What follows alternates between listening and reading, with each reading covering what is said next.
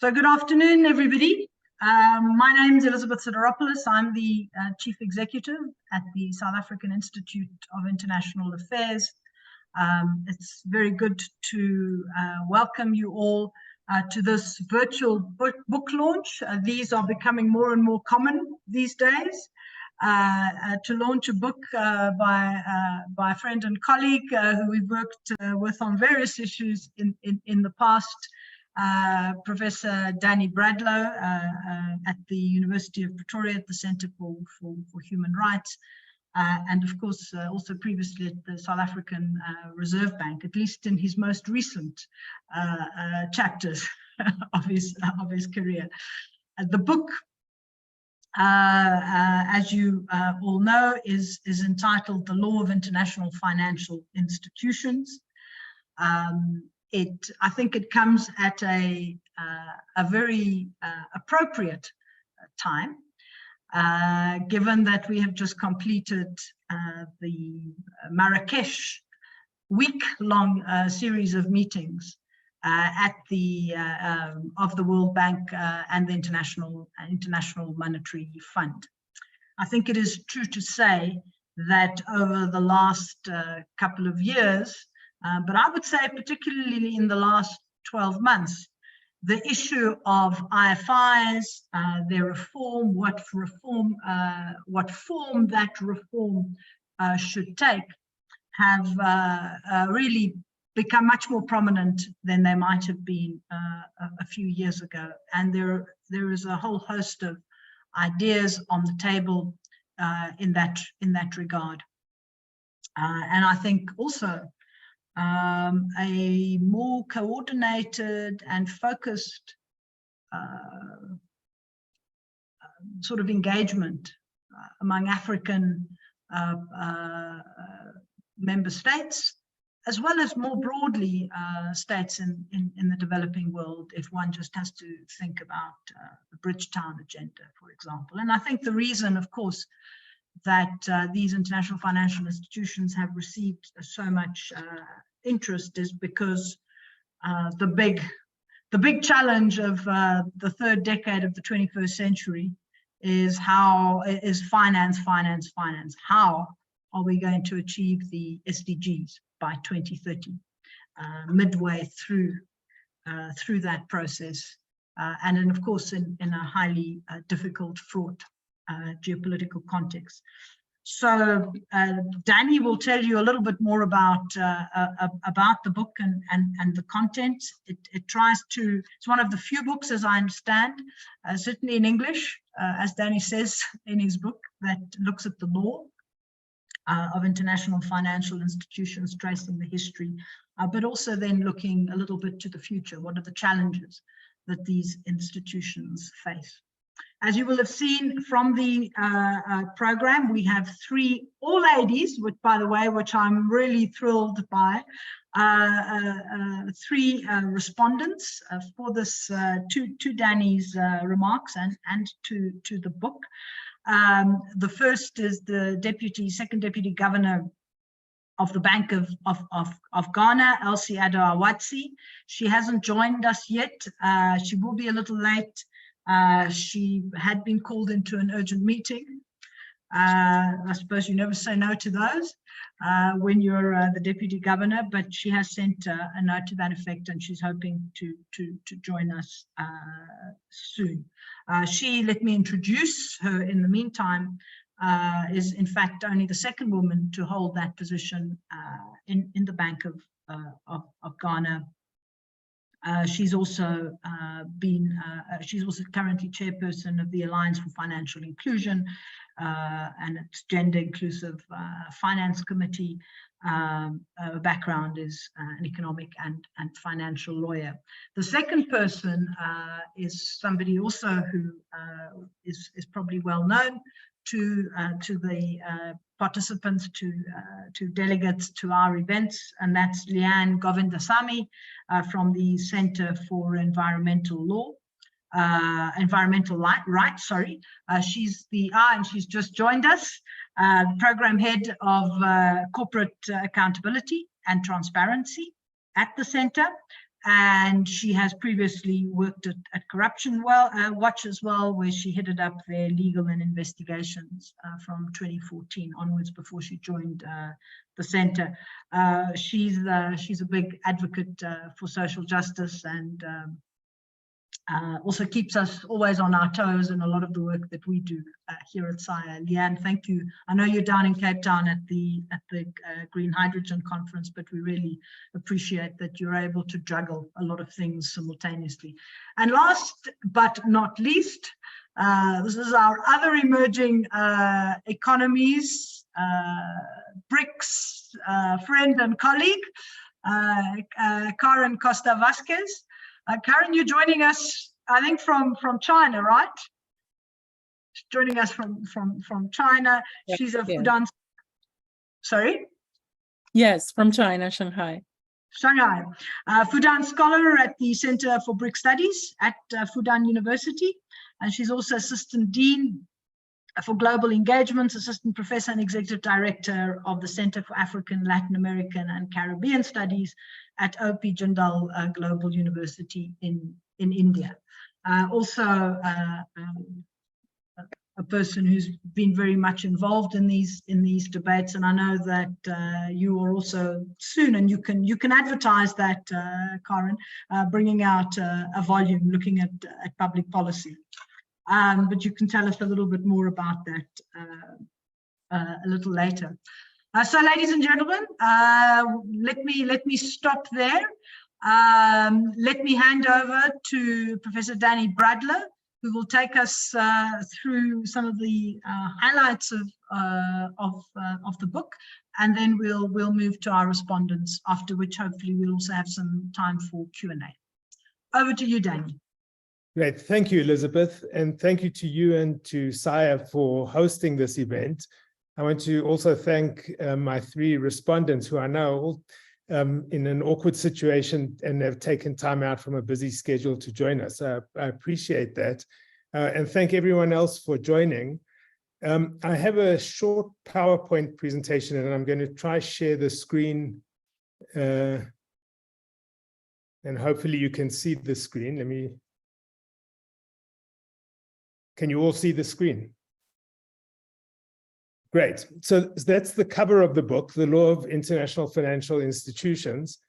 What I want to do in this presentation is to talk about the book a bit, and it's called The Law of International Financial Institutions, but that suggests this could be a very narrow technical book looking at some very narrow technical legal issues. But I would suggest it's actually a much broader book, so it's probably more accurate to think of it as talking about law and policy.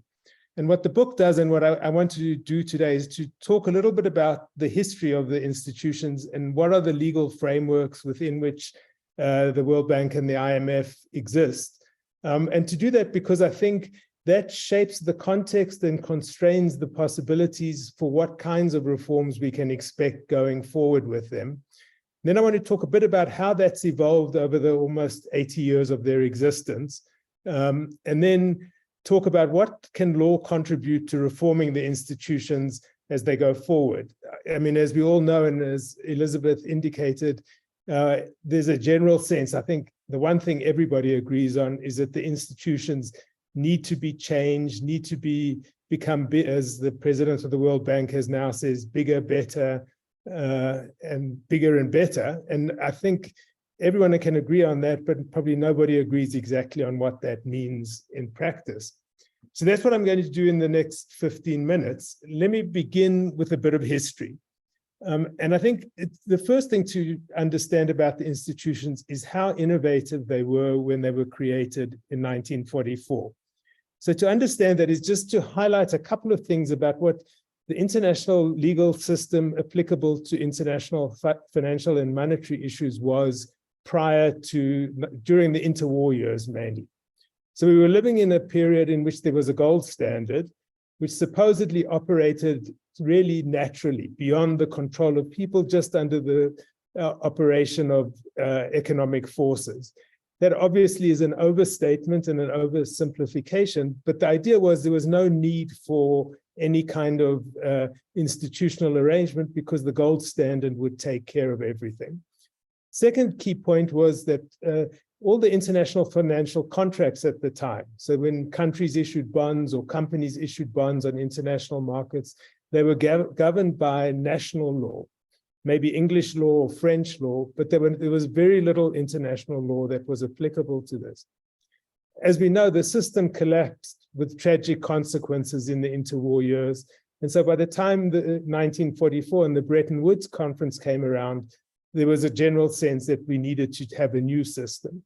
And so the system was created, was really the first rules-based international monetary system that the world had seen.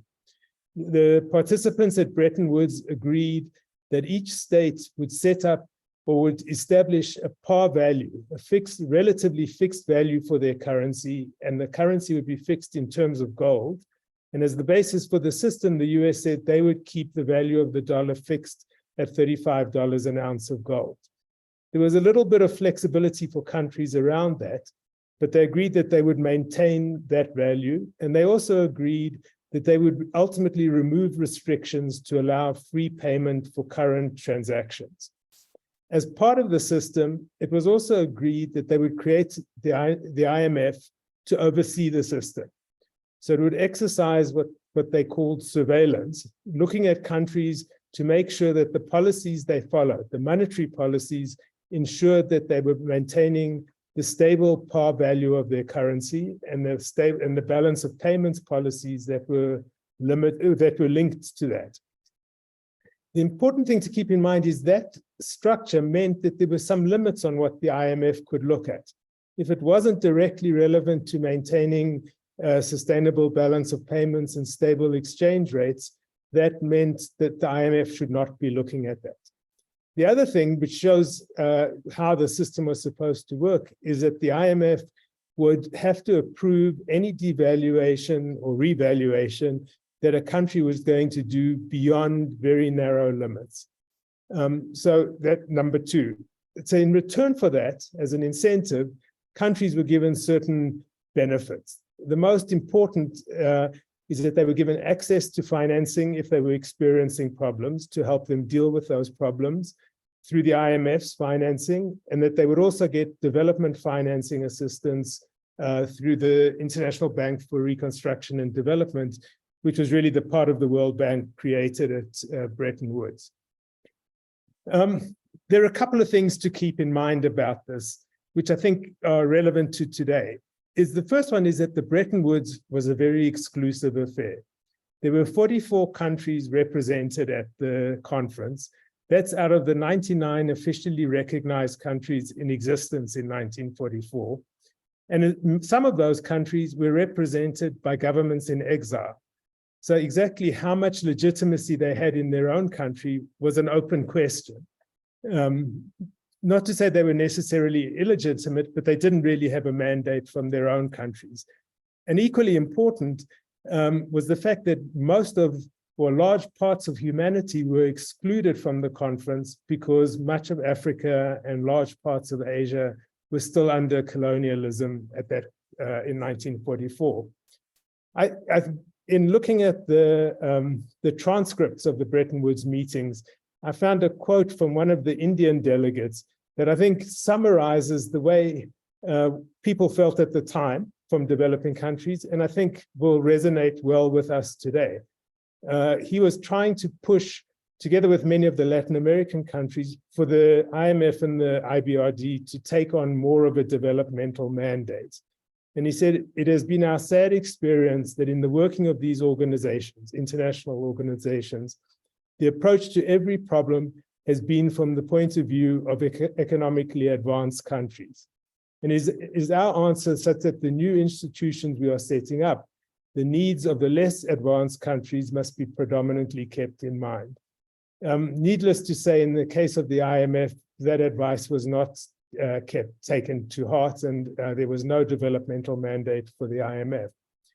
Given all this, one of the interesting things, and a sign of how innovative these institutions were, is that the biggest of opposition to the IMF in particular came at the time from Wall Street, who saw this as an interference with their freedom of action, with the free functioning of the market, and with an interference of the sovereignty of the countries they cared about.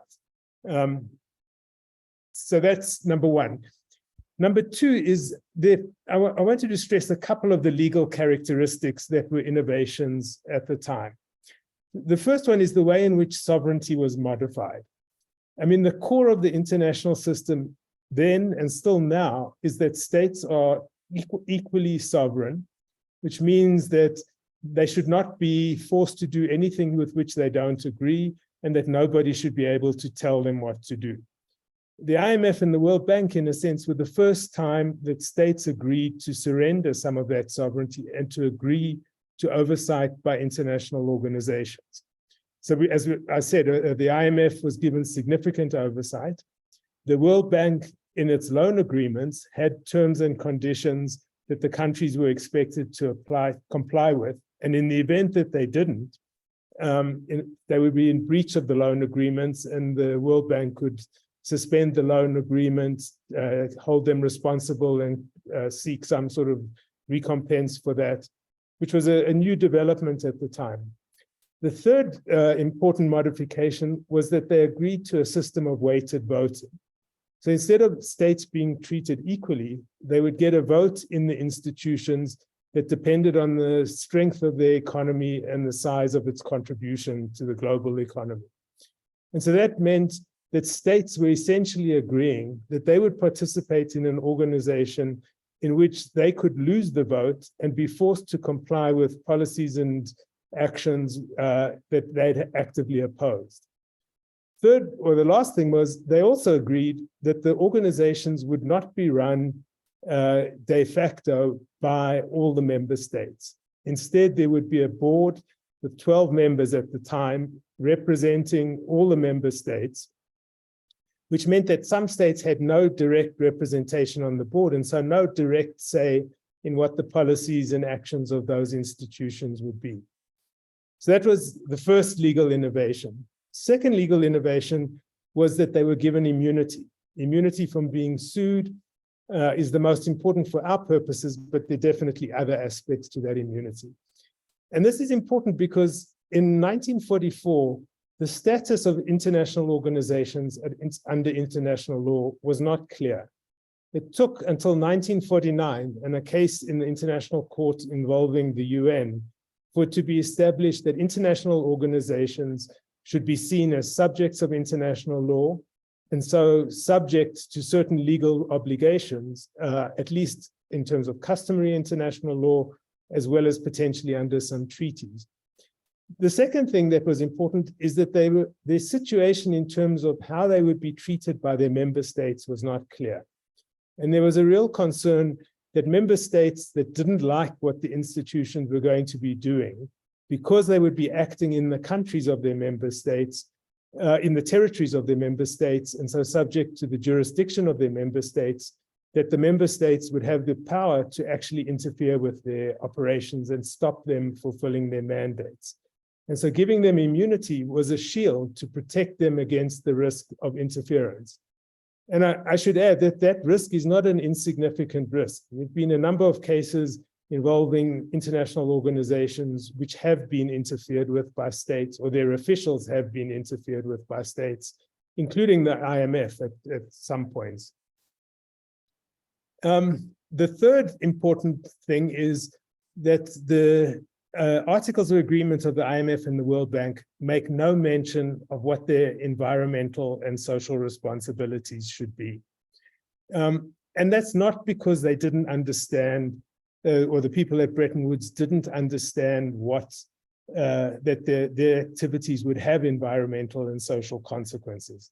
It was that the view predominant at the time was that questions of environmental and social impacts and responsibilities, political impacts issues, those were considered the prerogative of the sovereign to decide how you allocate the costs, the environmental and social costs of a project or of a policy. That's a sovereign decision. Economic actors like the IMF, the World Bank, companies should take those decisions as given, respect them, and they should limit their decision-making to economic, financial, and the technical aspects of a project. is it feasible? And as long as it's feasible on those grounds, they could proceed with doing that. I've included here some of the language from the Articles of Agreement of the IBRD and the IMF. And I can add that the World Bank's Article 4, Section 10, almost the exact same language is repeated in all of the regional development banks and all of the other institutions in the World Bank group that are where it's applicable. And it basically says that the World Bank should not take any political matters into account in its decision-making. Only economic considerations shall be relevant. The IMF has a looser constraint. It's just required to respect the domestic, social, and political conditions of its member. But there's no strict prohibition like in the case of the World Bank. But I think it's important to keep in mind why they didn't think it was necessary to address environmental and social issues. Final point I'll say about the IMF and World Bank Articles of Agreement, as I always used to tell my students when I used to teach these issues, is as a legal drafting documents, they're absolutely brilliant. They're designed with complete flexibility. All the key terms are left undefined, so they could be adjusted over time. So in that sense, it's almost like a constitution. But it's important to keep in mind, flexibility is not unlimited. And at some point, you've reached the boundaries of what's permissible or possible under the articles. But nevertheless, I think it is important to keep in mind how well drafted these were. So that's what happened at the time. I think it's important to keep in mind that in fact, for all the hard work that went into it, the system only functioned as envisaged for a very short time. It took a while before countries could assume all the obligations of belonging to the IMF. And it was only by about the late 1950s that they actually had assumed those obligations. And then by 1971, the US broke the link between the dollar and gold. And after a few more years, by 1973, the system had ended and was replaced by a new system in the Second Amendment to the IMF Articles of Agreement. So I think it's important to look at what the changes were from 1944 really until relatively recently. So the first big change was the huge expansion in membership. So there were 29 member countries when the bank opened and the fund opened for business in 1946. Today, the World Bank has, if I remember correctly, has 189 member countries and the IMF 190 member countries. The big jump in the membership was after the era of decolonization in the late 60s, early 70s, and then after the collapse of the Soviet Union. And in both those cases, there was a huge influx of new countries that had very different needs and perspectives from the original member countries from the 1940s. But those countries had very limited ability to actually change the policies, the procedures, the governance arrangements. They didn't have the votes to do that, and they were essentially expected to comply with the original terms and conditions that had been established in 1944. So that from a governance point of view, the weighted voting is still the key basis on which votes take place. One thing I didn't say initially was when the institutions were created, in order to show at least some respect for the basic principles of sovereignty, member states were given what was called a basic vote. So each state was given an equal vote in the institution, and then an additional vote based on the size of their economy. In 1946, the basic vote was equal to 11%. It's now been fixed in the articles that it has to be at least 5.5% of the vote always has to be a basic vote. So that means for many countries, that's basically the only vote they get is the basic vote. And as you can see at 5.5%, it's going to be very hard for the votes to change anything. Second thing is that the membership has grown, as you can see, from 29 to 190, so multiple times. The board, however, has basically doubled in size, which means that the size of each constituency represented on the board has grown dramatically. In the case of Africa, of sub-Saharan Africa, the 2 African seats so far have 22 or 23 members per seat. Last week, the IMF agreed to add a 3rd chair, but that still means roughly 15 countries per seat, assuming they divided evenly amongst them, which makes it very difficult for those countries to really have a clear voice and participation in decision-making. So that's point number 1. Point number 2, the available resources have not grown consistently, so that in a sense, the relative power of the institutions and their ability to influence the global economy is not what it was in the 1940s. If you look at the IMF, 1946, the total resources it has was 3% of global GDP. Now, global GDP was $10 trillion at that point. It's grown 10 times since then, but now the IMF's resources are 1% of the total GDP, and it's not all in a permanent form. A significant amount of it is in the form of borrowed resources, which ultimately states could reclaim. In the case of the World Bank, its paid-in capital hasn't even doubled in the time since then. It's probably making better use of some of that capital. And so in the sense that this number is not totally representative, but it gives you a sense of how their role in the world is much less than it is, and why today there's so much emphasis on expanding the amount of lending that they can do. The other big change is that the end of the par value system, in a sense, ended the original role of the IMF, and its role changed completely. When there was a par value system, as I said before, there was a limit on what the IMF could do. Now we live in a world of fiat money, where the value of currencies are set by governments and markets, and where countries, in a sense, have been divided into 2 groups of countries in a way which influences the governance of the IMF significantly. So it used to be in the par value system, every country, no matter how rich and powerful it was, had to comply with the rules of the par value system, and had its surveillance over it, in a sense, was no different, at least in form, from what happened in other countries. Now, the rich countries know if they need money, they can go to markets, they can get money, they don't need the IMF for any real purpose. Until the Euro crisis in the early part of the last decade, no really advanced country had gone to the IMF for money for years. All the money went to developing countries. And developing countries knew that if they didn't follow the advice that the IMF was giving it, even if it was just in an advisory form, not in a compulsory form, then their access to IMF money would be constrained, and their access to other sorts of money might also be constrained for the same reason.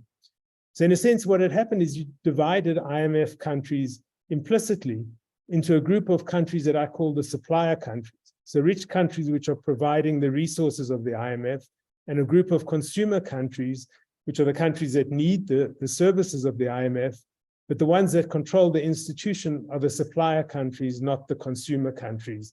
And they never have to live under the policies and procedures that they put in place.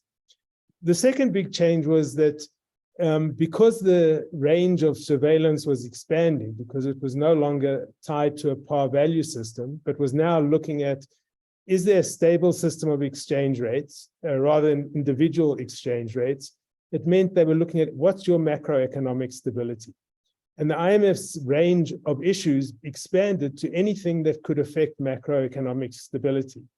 And as we know, almost anything can affect macroeconomic stability in the right circumstances or the wrong circumstances. So that the expansion of IMF and also World Bank conditions began to grow dramatically.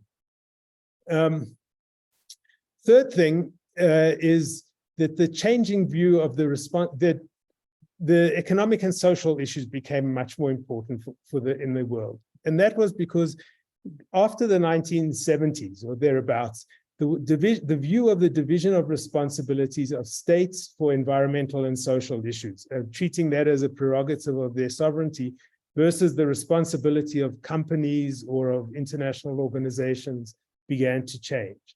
And it began to change for a number of reasons. One is that the newly independent states were pushing for a new international economic order and wanted that order to be more just, more focused on development issues. And that began to break the division between environmental, social, political issues and economic issues. Second thing is in the 1970s, the two core human rights treaties, the Economic, Social, and Cultural Rights Treaty and the Civil and Political Rights Treaties entered into force. And people began to ask, what does this mean for organizations like the IMF and the World Bank? And South Africa actually played an important role in opening that debate in World Bank funding for the Cahora Bassa Dam in Mozambique, which the UN wanted them to stop because of South Africa's apartheid policies. But the bank, relying on its political prohibition, insisted on financing. But that was one issue. The concerns about the environment also date from this time. And the concerns that the World Bank was funding projects that were environmentally and socially damaging began to become a much more salient issue. And the growing role of civil society organizations, largely because of the human rights and environmental division, became a much more significant issue as well. The World Bank responded to this probably more effectively than the IMF in a sense, because it began to develop environmental and social safeguards and to begin to say we need to accept some responsibility for our role in this and to play some role in making sure that we mitigate the adverse environmental and social policy impacts. And they began to become much more transparent and participatory about this. Just to give one example, and I'm happy to elaborate in Q&A, is that the latest environmental and social framework at the World Bank took 4 years to develop because they had, I think, literally hundreds of meetings around the world so that they could consult with people, that people could give comments, that there would be different drafts of the meeting. And so that became, in a sense, we've opened up a new way of dealing with some of these important environmental and social issues. Second thing is that the concerns about immunity became a much more serious concern, because as it became acknowledged that these institutions did have some responsibility for these environmental and social impacts, people began to say, well, how do we hold them accountable? And it became clear that the immunity of the institutions, rather than being a shield to protect them from the interference of their member states, had become a sword that they could use to ward off efforts to hold them accountable.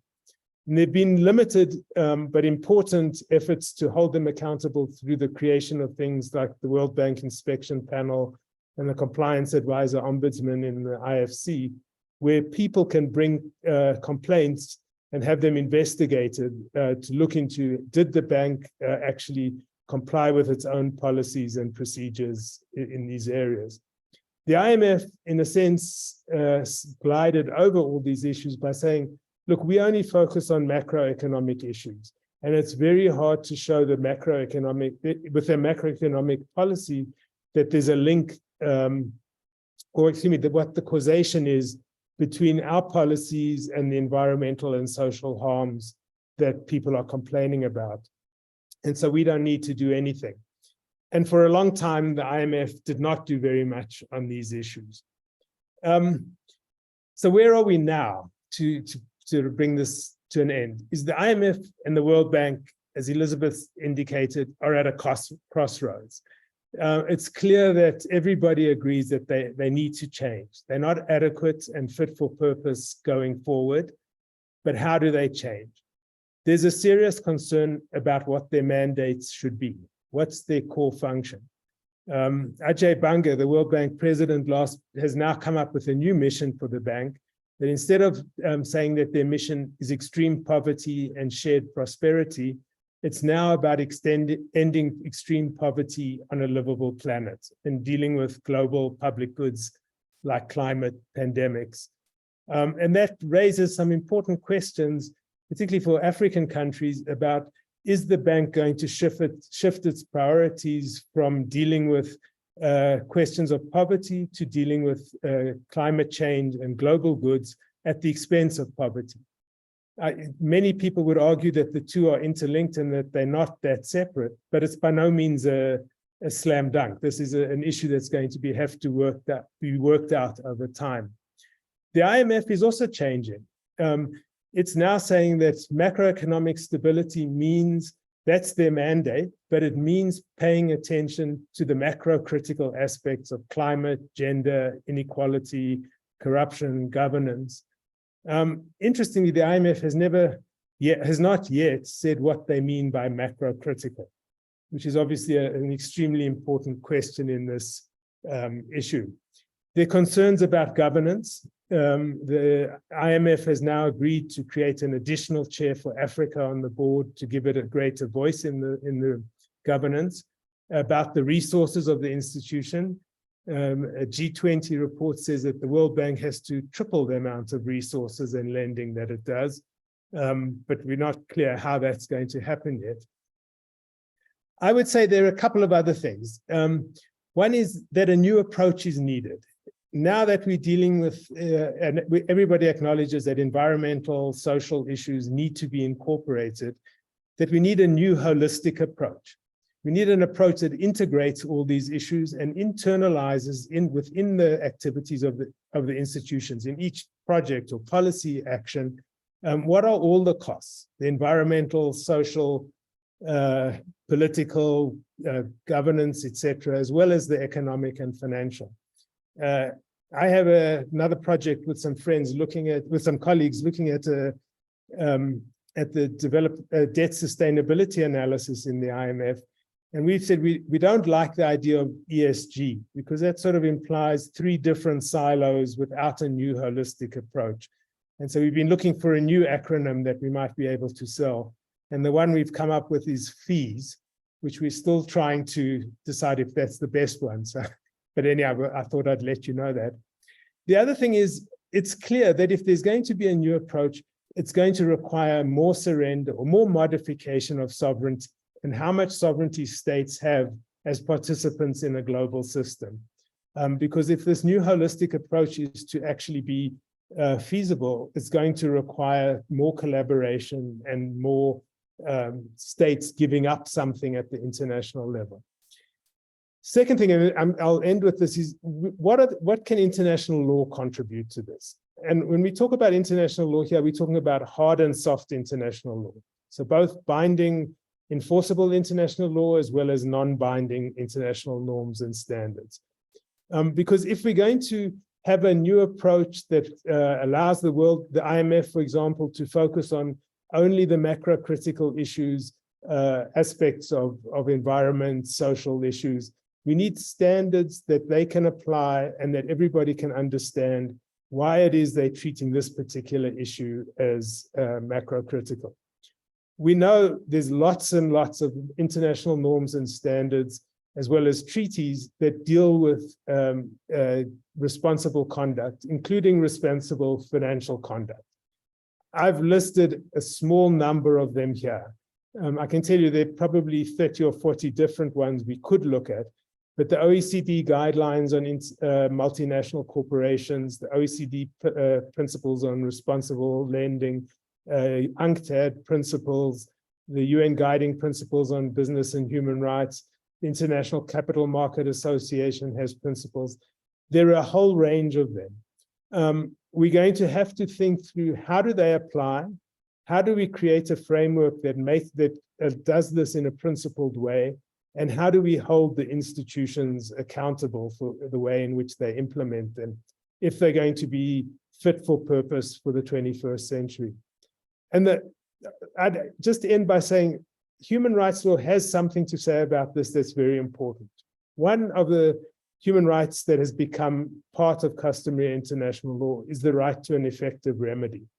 So it's really important that the bank and the fund give some form of remedy to people.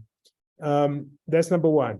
Number two, I think human rights and human rights experts are going to have to think carefully, how do we apply human rights to these really important, complicated human challenges in a way that's principled, but that acknowledges that when you apply human rights in a project or a policy or in some sort of an operation, choices have to be made and that they're trade-offs. And how do we actually go about doing that?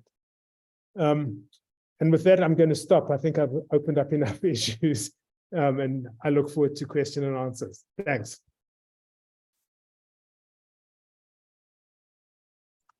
Thanks, Danny. That was really very comprehensive, and hopefully encourages people to get the book, or get their institutions to get the book as well.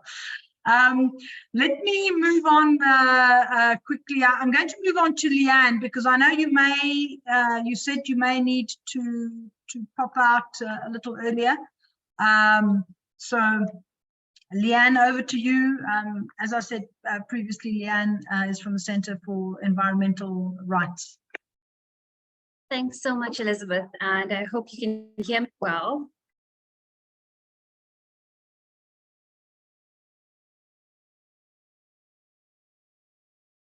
Yes, we can hear you. Go ahead. Go ahead.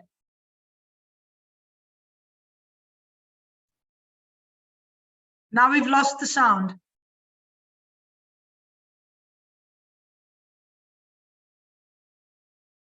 Although you're not muted, so I don't know whether you've plugged something in or whatever. Is that fine? Yes, Hello? now it's fine. Excellent. Yes. Leanne, it's gone again. I wonder if your headphones don't have a loose connection. Because now we can hear you. But then we lose the sound.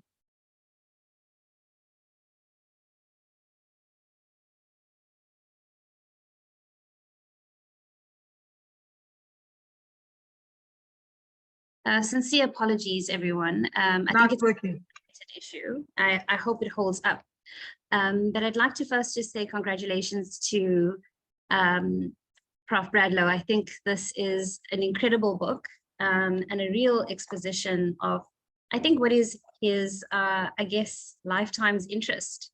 And I think, Danny, at the beginning, when you spoke about it not just being theoretical, I think this really does stem from you not just being interested in, okay, what are the laws? How do they apply? How do you engage with these institutions? But one, an engagement with these actual institutions at various levels, but a real interest, I think, in the practical mechanisms, and I would hope optimism in the ability of these institutions to potentially bring about social change, as opposed to some of their interventions in the past. So yeah, a huge congratulations there. In terms of responding, I want to first start off by saying, you know, from the Center for Environmental Rights, we're part of the Life After Coal campaign, as well as the Fair Finance Coalition Southern Africa. And through those coalitions, we have engaged with PFIs in various ways in terms of, you know, the installation of flue gas desulfurization or pollution abatement technology, the Medupi Power Station, to the role of the PFIs in our Just Transition or Just Energy Transition partnership, and now the investment plan, recognizing the potential and the actual role that they play in the JETP, and quite recently the role of the World Bank in the Komati repurposing. And I think, you know, as a Fair Finance Coalition, in engaging with about 6 different PFIs on various levels, working with them or getting to understand them better, getting to understand their policies, the thing you always come up against is, who are these institutions? What can actually be done in order to influence them? So you know, when we're talking about real systems change in order to address the climate crisis and the many crises that we face, how do we build power in order to challenge power at that level? Because that is what is really needed at the end of the day if we are to bring real systems change. And the thing we come up against is, do we understand these institutions? Do we have the right kind of knowledge base in order to engage with them properly? And I think what this book does is it doesn't just set out theory, but political economy in which they operate, which I think is essential. you know, there are a couple of things that we are trying to do here. We're trying to engage with them on a project basis and understand how do you challenge them and engage with accountability mechanisms and that kind of thing. And I'll come back to that and the role of IFIs in our JETP. But one of the important things that we are now trying to do is look at the role of IFIs in broader reforms to the international finance system that I'm sure all of you have heard about, kind of bandied about, you know, stemming from Mia Mottley's speeches, and then a special working group set up at the COP27 to look at reforms to the international finance system. And often when you think about this, you think, well, what does this actually mean? What are the levels of change that you could use to bring about those reforms? And the one thing I wanted to say is I do think that this particular book gives you that opportunity to kind of really understand them, the IFIs and their political economy, in order to think about, okay, how does this get done practically? What are the challenges? What are the opportunities? The second thing that I wanted to say around the role of IFIs in JETPs, not just in South Africa, but around the world, is that IFIs are being called upon to participate in JETPs, kind of de-risk investments into just energy transitions or just transitions. A lot of funds are being set up as kind of blended finance in order to attract finance from the private sector. And there's a lot of risk in that, not just financial risk, but risk in terms of, will these projects actually happen in the way that they were intended to happen?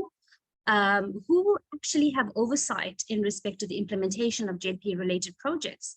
And I think, you know, in talking about the JETP in South Africa and in engaging with other country partners, we're forgetting about the role of IFIs in tracking, monitoring and evaluation as it relates to the JETP.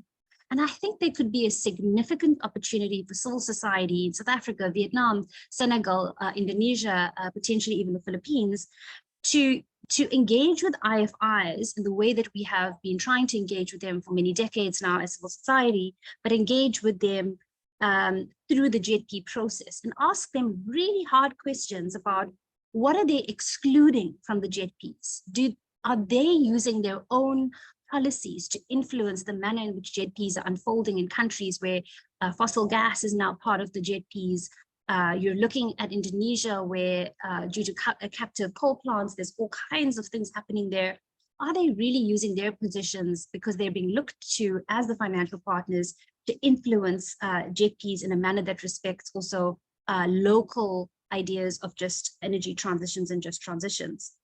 And, you know, the last thing I wanted to raise in relation to this is, if we better understand their history, their role, how they are set up institutionally, then potentially we have a better chance of engaging and coming to kind of real solutions. I think Danny has set out that they, you know, IFIs are active players in the global financial system, right? And at the end of the day, I think we, as CSOs leveraging power, we have to then also become active players in that global financial system in order to kind of help bring about the changes that I think are possible in this, what is known as the decade of action on the climate issues in particular. And sorry, Elizabeth, I'm not sure where I am with time, but the very last thing I wanted to talk about is the ideas that Danny raises around the soft laws.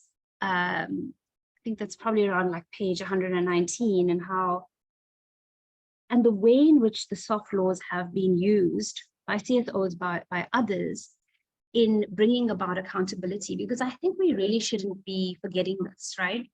We have been able to navigate, I think sometimes with quite limited information and also in participation with local community organizations, very complex systems around ombudsman and complaints systems, etc.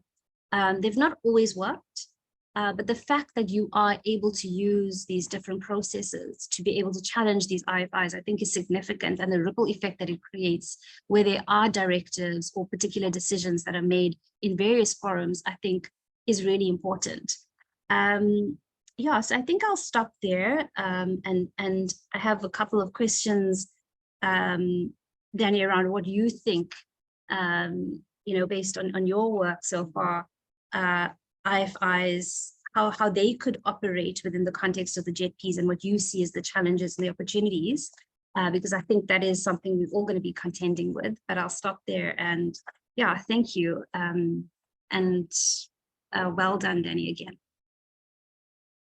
Great, thanks, Leanne. Thanks very much. I think a number of, very important remarks, and I think also the question about let's focus on one of the big issues that developing countries are going to be facing, particularly emerging economies, which is the JETP discussion, and how do IFIs operate in there. And I think the point that Danny also raised around the sort of rethinking the mandate and sort of saying, we have to end extreme poverty, but we need to do it in a livable planet, and how that plays out is part of that balancing act that we all have to sort of engage with and see what are the kinds of trade-offs. Okay, so thanks very much, Leanne. Let me move then on to Karen. And what we'll do is, once Karen has finished, and if the Deputy Governor has still not been able to join us, we'll move to Q&A. And then if she is able to join us during the period before we were supposed to close, we'll bring her in. Okay, over to you, Karen. Thank you very much, Elizabeth and Daniel, for the invitation. It's first of all, Professor Bradlow, congratulations for the publication. It's a fascinating book. And also, we must recognize the merits of high quality scholarly research from the Global South. The book, I found it's a much needed guide really to understand the World Bank, the IMF, and the challenges that these institutions face. I would like to reflect a little bit on the point that Professor Bradlow makes in Chapter 7 on the World Bank as a model for regional entities that were created in the following decades. And he points the different generations, the first generation of regional banks following the creation of the World Bank model in the 50s and 60s, a second generation of banks that have a more ideological nature, like the EBRD, and more recently, a third generation of banks to specifically respond to the needs and concerns of countries of the Global South. And examples are the AIIB and the NDB. I think that this evolution of the World Bank and the multilateral development bank system shows that we have a much more complex MDB system. And not just that, we also have a constellation of countries' needs that these MDB system needs to fulfill. And as we speak about MDB reform, which will be one of the key agendas of the upcoming Brazil's presidency of the G20 starting December, and Elizabeth, just to give a hint of my next step, there are now new institutions setting innovative practices that build on many of the lessons learned from these Bretton Woods institutions, and that can possibly point the north for the system changes that Leanne was talking about just before. And I would like to give some examples of these innovations brought about the AIIB and the NDB on issues that Professor Bradlow touches in his book.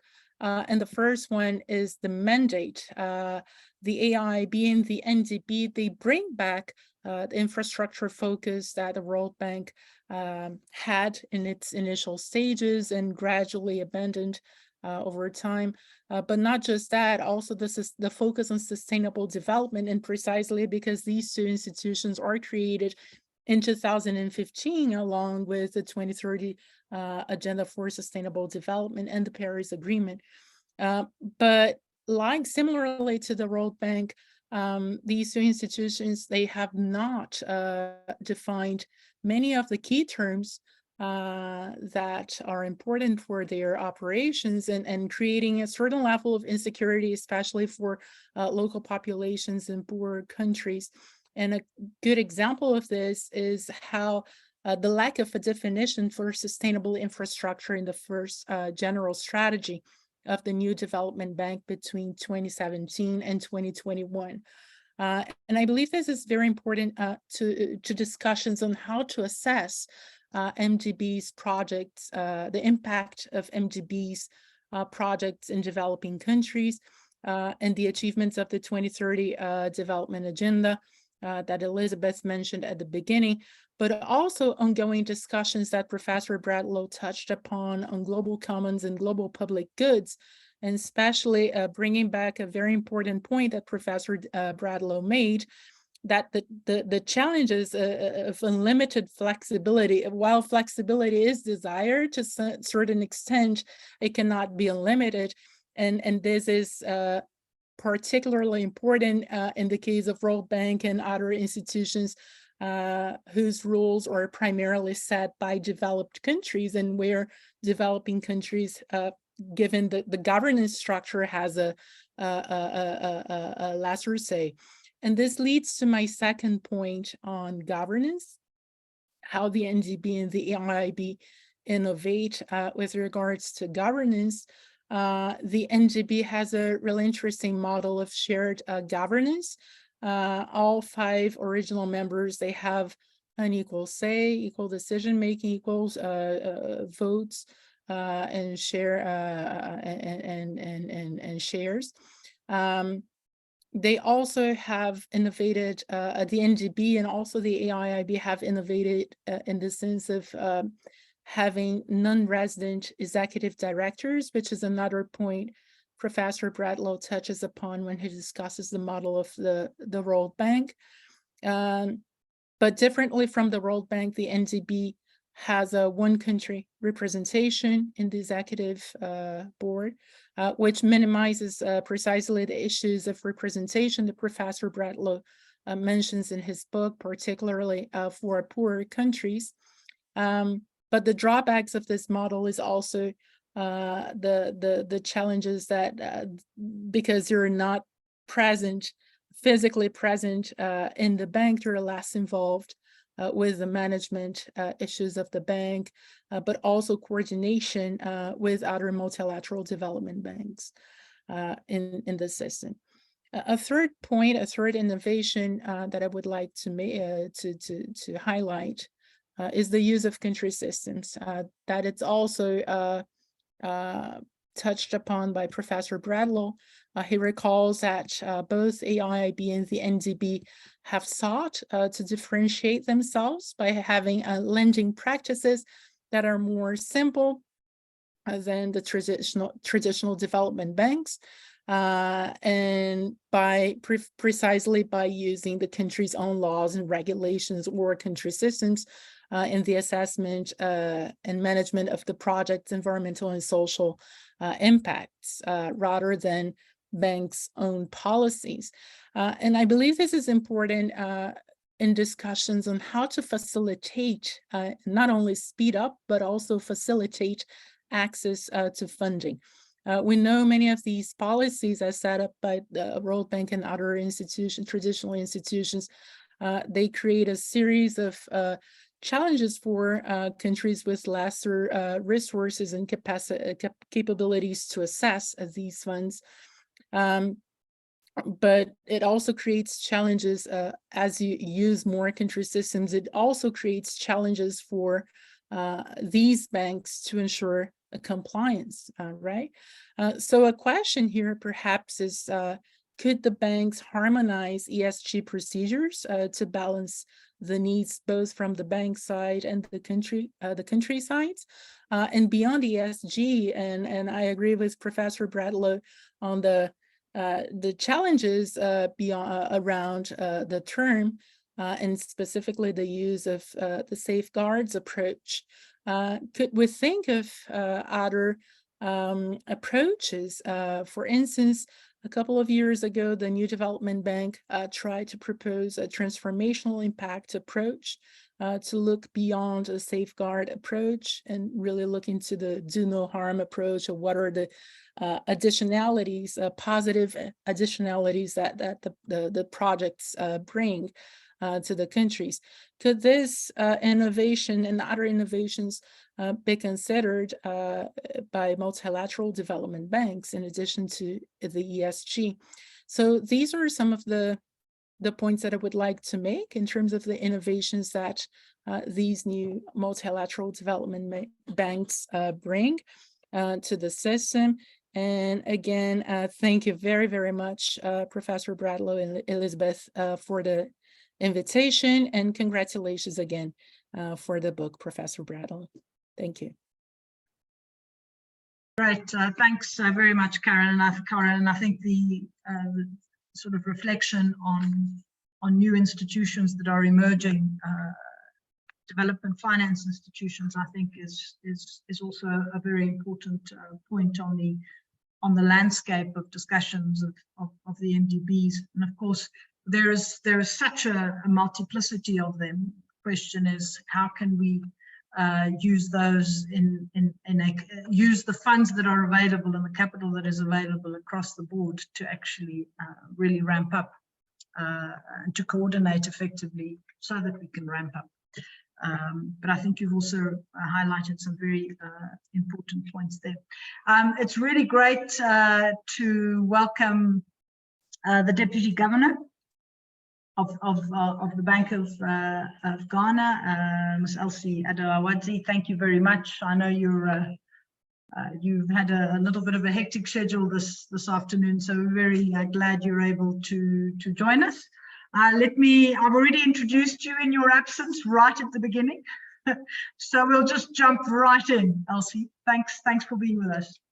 Thank you, Elizabeth, and thank you and Danny for the opportunity to just weigh in a little bit. And congratulations, this is a fantastic product out of what I'm sure has been a lot of hard work, and thank you. So I'm going to be just speaking very briefly, because I know everyone else has said a lot, but a lot of great things, some of which I just heard from Karen. I'm speaking also as someone who worked for 6 years with the IMF and has in the past life done a lot of consulting assignments with the IMF, and also coming from a developing / emerging economy and understanding the context of policy making sort of in the broader IFI context, right? So let me say that I think this book is a great contribution to existing literature. It covers a lot of bases that I don't see covered when you read about the IMF and the World Bank, and I think it is bold enough to sort of tease out some very pertinent questions and issues. It makes a good point about the fact that these institutions are have evolved and continue to evolve. And one can see that from many very different things, which are all sort of, some are still ongoing, but at least these demonstrate the fact, or sort of support the point that these are evolving, sometimes in ways that are unsettling for some constituencies, right? But others tend to be happy about it. Well, we've seen quota reforms over the years. We've seen more aggressive quota reforms. Some haven't been as successful as others, and some haven't gone down without as much of a push than others. But quota reform has been very important, and I can see that personally going forward, we might see a lot more push for even more quota reform as the Global South gets stronger and bigger, and as you see, also is able to mobilize its voices and ask for seats at the table, ask for a new world economic order, and rethink of the existing international financial architecture. You're hearing these calls quite loudly these days, and so I can see very much how quota reform going forward will continue to be a big issue.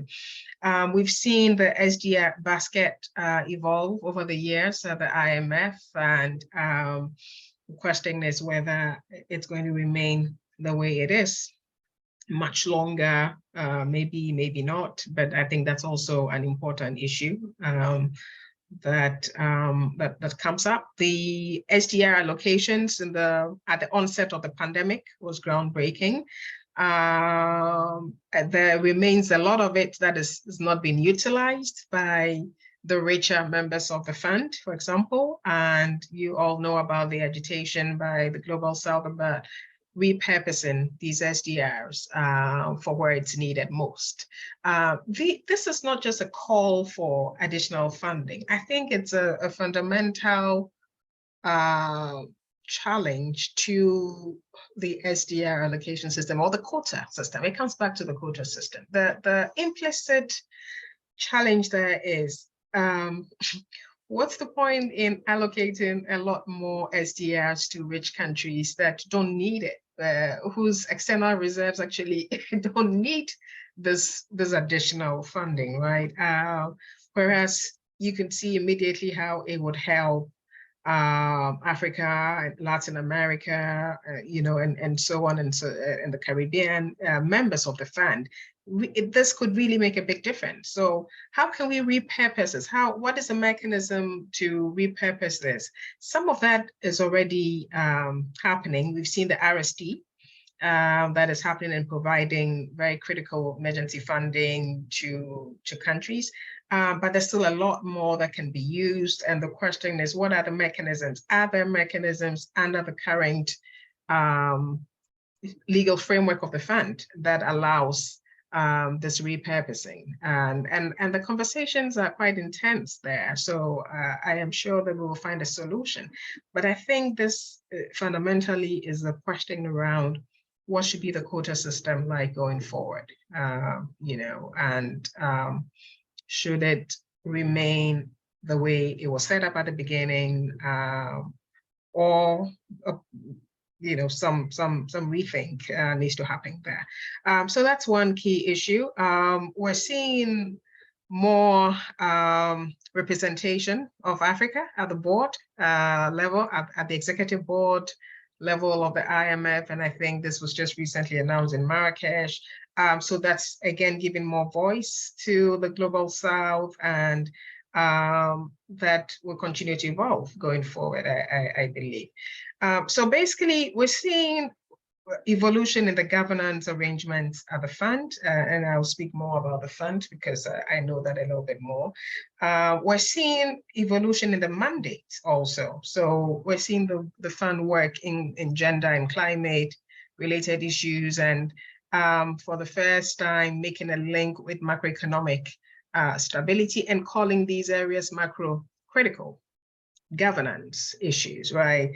And there remains questions around, should the fund be doing this? Okay, these areas may be macro critical, but is the World Bank not the right institution to carry forward on these once a determination of macro criticality has been made? Is where does the fund's role in this start and stop, and where does the bank's role come in going forward? Is this a new reality where the fund's role will expand in these areas, and then what happens to the role of the bank in these areas? So there are remaining questions there, and I think there's room to discuss how do we resolve these issues? And I can see that more and more of such emerging areas, that are important to at least a segment of the fund's membership and the bank's membership would evolve with time. And therefore, some ex-ante arrangement to allow for broader consultation on these areas, I believe will be important. But I believe that the book does a good job of teasing out the right issues at a very critical time. Do we still need the IMF and the World Bank? Yes, they will remain part of the international financial architecture for the foreseeable future. How do we repurpose these institutions and the governance structures and the mandates to respond more quickly and more effectively to the needs of the member states. And one could go on and talk about very discrete areas, for example, public debt distress and the arrangements in place, arrangements in place at the bank and at the fund in the DSA models, basically, and what those churn out, and the usual prescriptions around debt restructuring, and the common framework. How is that going? So one could get even more granular, but all of these will still come down to governance and mandates and the needs, the very fast evolving needs of the constituencies of these institutions, and what process can be put in place to moderate all of these as we go forward. So thank you, and thanks for your boldness and courage in writing this book. I look forward to the rest of the conversation. Thank you. Great, thanks very much, Elsie. I think you've highlighted a lot of the issues that I think were front and center in the conversations that were happening in Marrakesh last week. Issue of SDRs, public debt, rising public debt and quotas and so on. And I had the pleasure of being in a meeting with your minister, your finance minister, and he says, the common framework is neither common nor a framework, so, which seems to have become the mantra these days in talking about the G20's debt initiative. Great, thanks very much. What I'd like to do now, because we've got about 15 or so minutes, is before I sort of move back to Danny, and I've also got a couple of questions myself. I do want to go to the audience and then and feed those any questions that the audience might have to the panel, and then we can take a round of responses from them. I see one in the Q&A, which is from Skumbuzo Matsiana, who says, it is good that these global financial institutions are evolving. Are there processes to combat illicit capital flight out of Africa? Clearly, that's one of the big elephants in the room, if not the big elephant in the room, particularly in the context of trying to mobilize domestic resources for development. So I think a very important question there on the table. And then another one from Giovanni Valencisi, who's from UNCTAD. Giovanni, good to see you on this platform. He's got two questions. One, firstly, can we share your presentation, Danny? I'm sure we can, right? Yes. And then the second question he poses is, wouldn't the significant broadening of the World Bank's mandate towards a more public goods notion, such as livable world, justify even more than before a commensurate change in terms of representation and democratic accountability? And then another question from the audience. This is again for you, Danny, from Haydar Harris. You contend that the effective restructuring of IFIs will require a renewed modification of sovereignty and more collaboration among member states, yet we are currently seeing the opposite happen with regard to international law, at least in the human rights world. Do you think it is realistic for the supplier countries in particular to submit to enhanced coordination and oversight at a moment where international law as a whole is actually quite stressed? So I think three very good questions. Let me hold off mine. Oh, hold on, there's one more. I'll take one more and then I'm going to return to the panel. And I'll hold my fire and I'll come to my questions a little later. Do you think there is, this is from Zara Omar, do you think there is the potential to hold national development finance institutions accountable? Hold on, I've lost it there. Okay, under the, I can't see if somebody can see what, hold on, under the South African constitutional framework in relation to their failure to advance sustainable development. So a question that then focuses at the national level. All right, I think 4 great questions. Let me take it back in the first instance to Danny, and then ask Leanne unfortunately has had to leave us. She did say she wouldn't be able to stay here for the entire duration, but also happy to bring in Elsie and Cara on any questions you may wish to answer. Danny, over to you. Great, thanks, Elizabeth. So firstly, thanks to everyone for their generous comments on the book. There's so many questions that have been raised, it's hard to work out exactly how to start answering them. But let me start with the questions, the Q&A questions, and then I can move backwards from that. On the illicit financial flows, that's obviously a critical issue. And it's obviously an issue of relevance to the IMF and the World Bank, and particularly the IMF, but it's also an issue for other forums. And it might be that just in the interest of keeping the workload divided up in a manageable way, that leaving the illicit financial flow issue to other institutions, and maybe in the case of Africa, the African Development Bank could play a role in that regard as well. I am more than happy to have you share the presentation with whoever's interested in it. The livable planet, I mean, to me, it seems if some of these questions are probably related, is because many of these questions are saying this, in a sense, we're moving from a world of sort of separate international financial institutions, the World Bank, the IMF, the regional development banks, to a system of international financial institutions where they're all working closely together. They're jointly funding projects. They don't have the identical policies, but there's a lot of similarity between their different policies. And that's likely to grow. I mean, the World Bank and the Inter-American Development Bank have already announced that they're going to be collaborating on projects in 3 countries in their region. And the World Bank has made clear that they're looking to do similar things with other countries. The AIIB has always done joint projects with the World Bank and the Asian Development Bank.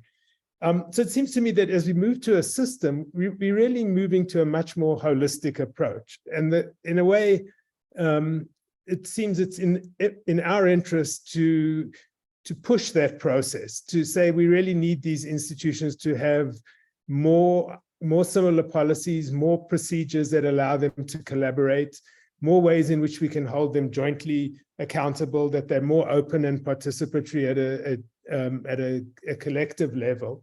I know that's not going to be easy.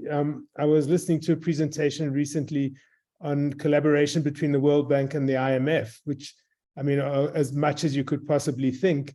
And it turns out that they are, their history of collaboration has been pretty spotty. It's not an easy history at all. So it's not clear that there's a simple answer to this, but I think we have to move in that direction. I think the fact that we're talking about holistic approaches to projects where you integrate the environment, social, human rights issues into thinking with economic and financial issues means we've got to think in a more creative way about this. It's not going to be easy. I mean, one of the things that struck me when Elsie was speaking is the history of the SDR. When the SDR was being created, it was the G10 that wanted to create, which was the rich countries, still is the rich countries. They wanted to create an SDR.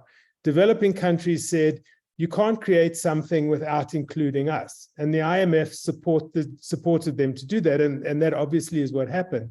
The developing countries also said, but you need to add in a developmental component to the SDR. And the G10 then proceeded to divide and conquer, in a sense, to push big developing countries to say, how do you want what way should this be done? Your interests aren't the same as small developing countries. Middle income countries are not the same as low income countries. So it's a very difficult thing to get agreement around many of these issues. And we shouldn't assume that developing countries are all going to agree on this. I think as a continent, Africa has to work carefully to to promote an African view on these issues, because if we don't, and if we allow ourselves to be divided too much, it's too easy for the rest of the world to ignore the problem, at least in the short run. I think we can force our way back onto the agenda in ways which are maybe not the most constructive and easiest to deal with. But I think that needs to be an issue that we think about, and think about how do we deal with these issues of a livable planet? How do we integrate the concern with global public goods with the local concerns about development, as well as the governance issues? And they're obviously interconnected. On the last question on national DFIs and holding them accountable I'm not a South African lawyer, so I don't want to comment on South African law. I mean, I will note though that the DBSA and the IDC, which are our national DFIs, do not have independent accountability mechanisms like most of the multilateral development banks have, and there's no reason that they shouldn't. And so that might be one thing that could be done to make them more accountable. I think I'll stop and let other people respond. Elsie, Karen, anything from your side? Karen, any questions you want to address? Just a brief remark on the question, and I think it's very interesting on whether the discussion of the global public goods and global commons would increase the need for the reform or push for the reform of the World Bank and the IMF.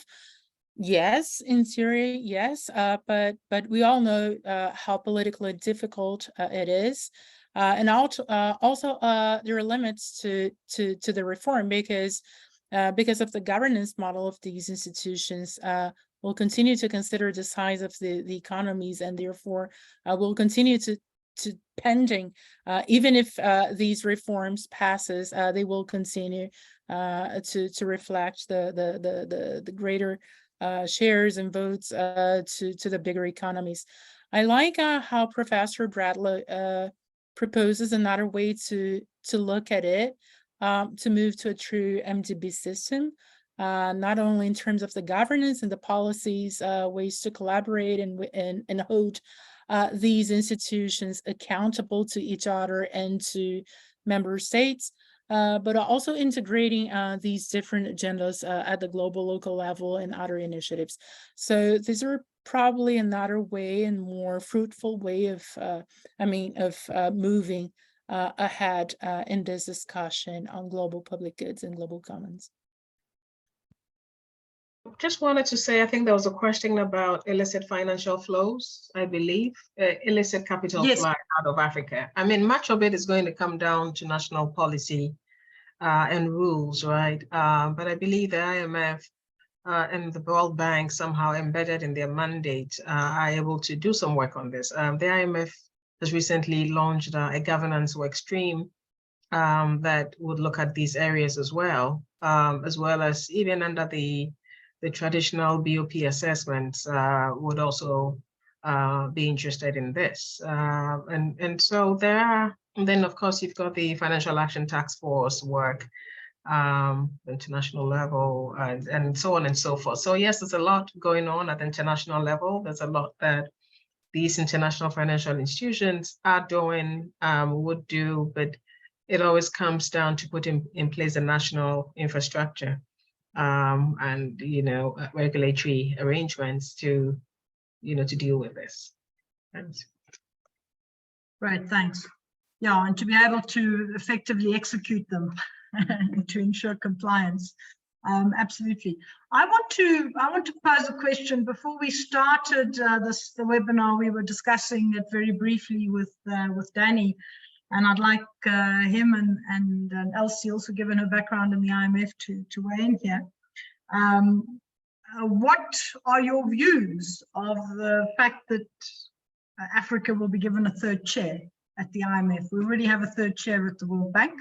That whole process probably had some challenges. Is this a good thing? Is this a bad thing? Is this, are we focusing on the wrong thing in this on this issue. So that's the one question.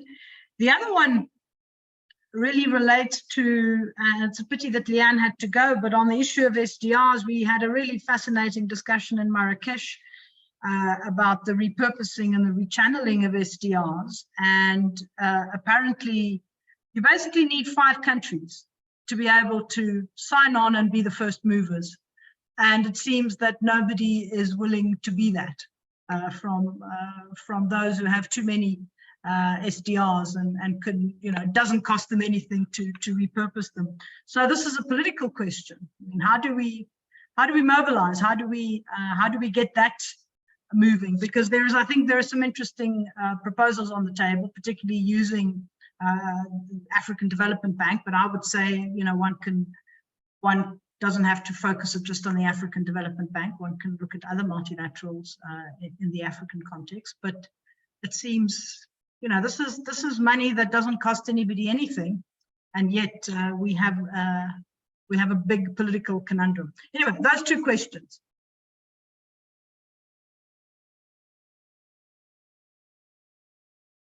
Danny, you're on mute. I think. Well, on the third chair, I mean, as I said to you beforehand, I'm a big supporter of the third chair. I think it's the most important reform that Africa realistically could get at the moment. And the reason is because on a 25-person board, that most of their decisions are made by consensus, not by vote. And they're meeting, for better or for worse, at least 2 times a week as a board, and obviously many more informal meetings. If there's an effective and well-respected third director from Africa on the board, their voice counts for much more than their vote would count for. And so that having 3 effective African representatives allows much more attention to be raised for African issues. And so I think it's potentially a very important issue. I think the World Bank is a warning that Africa has to think carefully about how they use the third chair, because you can cause problems by misusing the third chair or the way in which it's done. But that's a warning, and I think we've all learned that we need to be careful and responsible about that. On the SDR issue, I mean, that's part of my lesson, my point about the history of the SDR. It's it's hard. It's because it's not totally true that it's cost-free for countries to rechannel the SDRs. In each country, there's often rules on how the central bank or the Ministry of Finance has to handle the SDRs and what the consequences of moving SDRs from the account at the central bank, if that's the case, to the IMF or to the African Development Bank would be. And so working ways around that is not always the simplest, is not always that simple. It's doable with the political will of the countries if they want to do it. But I think we have to recognize that technically it's a much more complicated issue than just donating them. Great, thanks. Elsie? Sure.